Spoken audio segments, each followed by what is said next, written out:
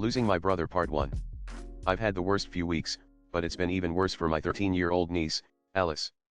5 weeks ago, I lost my brother, Aaron, and his wife, Taylor, in a fatal car accident.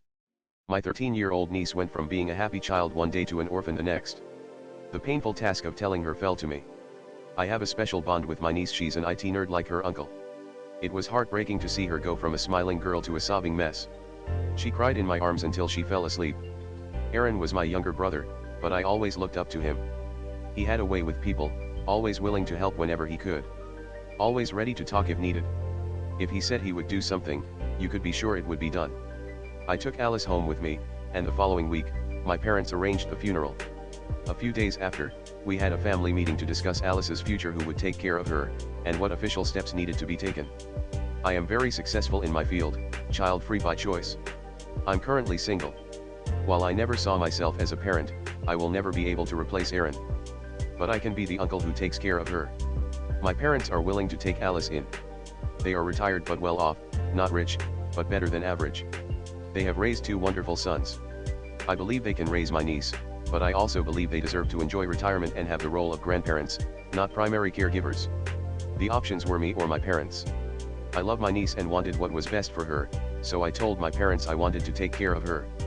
After some back and forth, we decided that I would take Alice in. They were fully supportive, offering to help wherever they could. My sister-in-law was an orphan, so there was no family on her side who could take Alice in. Alice has been staying with me since her parents' death. A week after the funeral, I started taking her back to school, trying to restore some normalcy in her life. We went to my brother's house to gather her belongings and move them into my place. My parents handled my brother's estate and took care of anything of sentimental value. Alice has access to everything from her parents. Since Alice is the sole heir, she now owns the house, but because of her age, she needs a legal guardian. That's when we decided I would adopt her. Of course, we discussed it with Alice first. Then things took a turn. We started the formal adoption process. In my country, in cases like this, the biological family has the first right to adopt a child. Naturally, we had to do a DNA test to prove Alice and I are related. It seemed straightforward. She's the daughter of my brother, so we are blood related. And then we found out. Alice and I are not blood related. I can't adopt her. Part 2. Losing my niece Part 2. Part 1. When we found out that my niece is not related to me, everything became confusing. How could the daughter of my brother not be related to me? First things first. I contacted a lawyer. There must have been a mistake. We repeated the test, and the result was the same. Biologically, my niece and I are not related. With the help of the lawyer, we obtained my brother and his wife's medical records and secured a subpoena to test their DNA against Alice's. Alice is Taylor's daughter, but not Aaron's. How was this possible? Was Alice conceived through a donor? My parents knew nothing about that. So we delved into their medical files. There was no evidence of anything like that. As far as the OBGYN knew, Alice was the daughter of Taylor and Aaron. But DNA doesn't lie. She is not my brother's biological daughter. After some back and forth, my mother finally said what we were all thinking. Is it possible that Taylor cheated on Aaron? It's possible, but how do we find out? We can't confront Taylor, and it happened 14 years ago. And unless you have a sample to compare it to, a DNA test is meaningless. Now the legal trouble. For custody of Alice, we have a judge who follows the law strictly. Alice's biological family has the first right to adopt. So we have to find him and get him to relinquish that right before I can adopt Alice. Even with all the evidence we presented, the judge refuses to change the process. And here's the worst part: because I and my parents are not biologically related to Alice, she is not allowed to stay with us while we search for the biological father. So the court took Alice from me and placed her in the foster system until we find the biological family or until a year has passed. That day was one of the worst experiences of my life. I refused to let her go and the police was called. Alice was taken away while I was held back by 2 police officers. Part 3. Lost my niece, but not giving up. Part 3. Part 2. My niece has no choice but to be strong. 3 months ago, she lost her parents, and in the process of me adopting her, we discovered she is not biologically related to me. She is not my brother's daughter. We don't know for sure, but it seems my late sister-in-law cheated on my brother and had Alice. But that means the unknown biological father and his family have the first right to adopt her, and I have to wait until he relinquishes his rights or for a year to pass. In the meantime, Alice is in the foster system. I've been doing everything I can to stay updated on Alice's whereabouts. I bought her a phone, and we both secured it. She was the only one who could use it, and I paid for the phone plan. Since the phone is in my name, I'm allowed to track it. As long as Alice has her phone, I'll know where she is. And in case she loses her phone, we created a webmail address so she can contact me if we lose track of her. For the past 2 months, we've been texting, and she's been telling me how she's being treated. It's not good. Here's the frustrating part: legally, I have no rights to interfere and improve my niece's life. The phone is the only thing they allowed. The search for her biological dad is frustrating. We don't know where to start. We can't just round up all of Taylor's male friends, acquaintances, and co-workers we know and ask them for a DNA test. So we have to dig into her history to find out who it could be. Who was she close to 14 years ago? Alice is struggling. She knows Aaron is not her biological father, and she has a hard time with her feelings towards her mother. Her whole life she has seen her parents loving each other. There was no sign there was anyone else. She loved her mother but doesn't know how to feel now that she knows. She still loves her father even if he is not her biological father. She knows we still love her and are fighting for her. My parents also have a hard time with all of it. They are angry with Taylor. Because of her actions, their grandchild is in this situation. Like me, they are texting her daily and calling me to ask for updates. I love them and I understand, but sometimes it's a little too much. I have to tell them every day that I don't have an update. It breaks me every time I have to do that. We still need to find the biological dad or wait 10 more months until I have the right to adopt Alice. And while my parents and I are struggling, this is worse for Alice. She is strong. She learned that from Aaron. To her he will always be her father. I'm not giving up. I love my niece, and she needs her uncle. Part 4. Lost my niece again. Part 4. Part 3. 2 months ago, my niece's phone went offline. 24 hours after it went offline, I drove to its last known location. My niece's phone is in my name, so I could report it stolen. This gave me reason to go to the last location with a police officer. After a lot of back and forth, the phone was handed over to me. But Alice wasn't there. Where was my niece? All they could tell me is that she was picked up by the foster system a few days ago. She was brought to another foster home. When I asked why, they deflected. And that is where the foster system was very unhelpful. Because I have no rights, they refused to help me. I got my lawyer involved, but that didn't help much. After 2 weeks of no contact, I got an email from Alice. She gave me the address of her new foster home. She begged me to come get her. I raced to the new location. I know it didn't help my case much, but I had to be there for my niece. I barged into the home, and as soon as I saw Alice, I took her in my arms and ran with her outside. No, I didn't take her away. I just wanted her out of that house. It was terrible in there. I was holding her and verbally fighting the foster father until the cops arrived and separated us. Luckily, the officers had a sympathetic ear. I got them to talk to Alice about her living situation. I gave Alice her phone back. I looked at the foster father and said, that phone is my property. If you take it away from her, I will report it stolen, and I will be back. My impulsive action did have some good results. The foster family was investigated and they were shut down.